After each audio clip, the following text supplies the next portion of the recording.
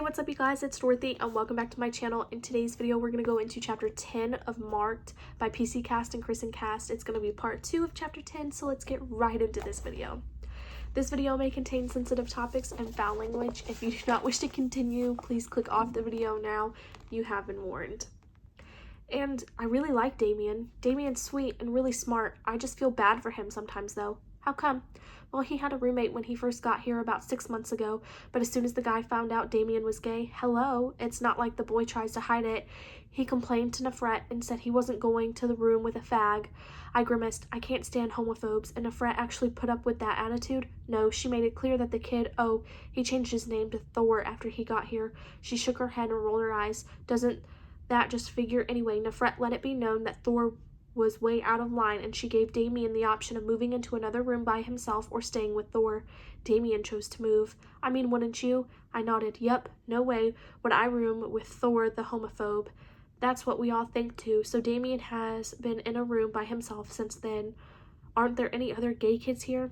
Stevie Ray shrugged. There are a few girls who are lesbians and totally out, but even though a couple of them are cool and hang with the rest of us, they mostly stick together. They're way into the religious aspect of goddesses worship and spend most of their time in Nyx's temple. And of course, there are the moronic party girls who thinks it's cool to make out with each other, but usually only if some cute guys are watching.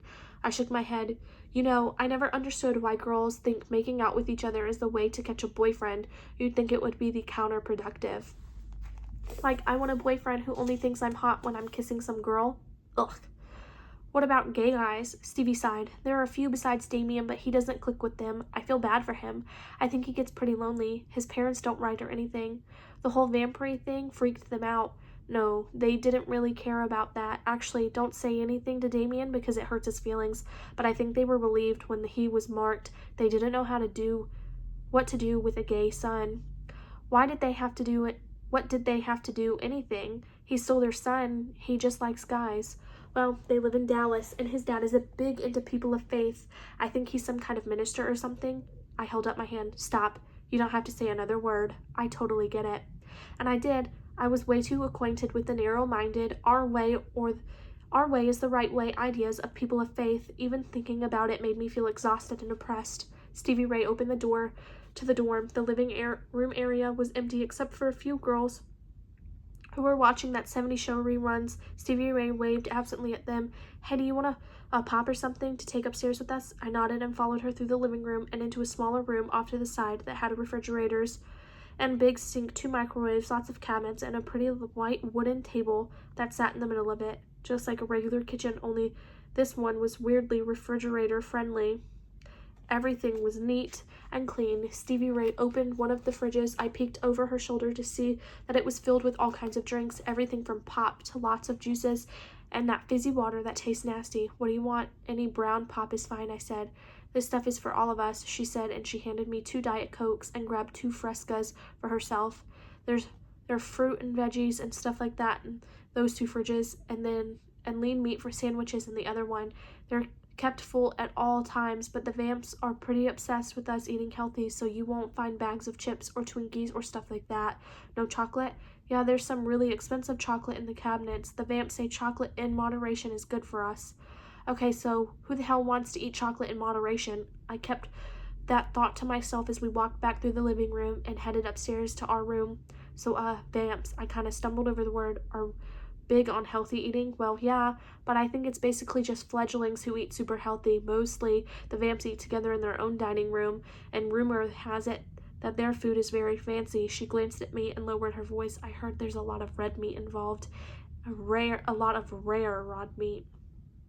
Eesh, I said, not liking the bizarre visual image I suddenly got of Nefret gnawing on a bloody steak.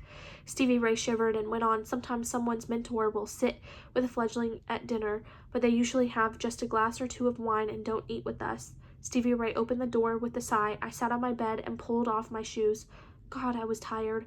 Rubbing my feet, I wondered about why the adult vamps didn't eat with us, and then I decided I didn't really want to think about that long. I mean, it brought to mind too many questions, like what are they really eating, and what will I have to eat if I become an adult vamp?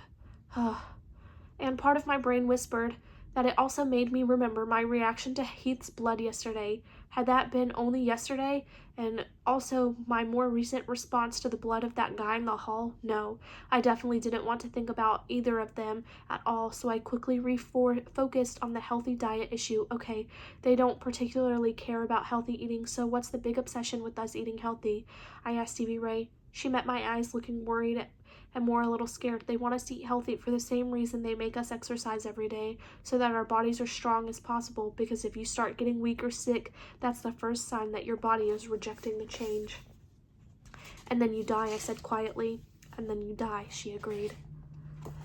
That is the end of chapter 10. I will see you guys in the next video. Bye.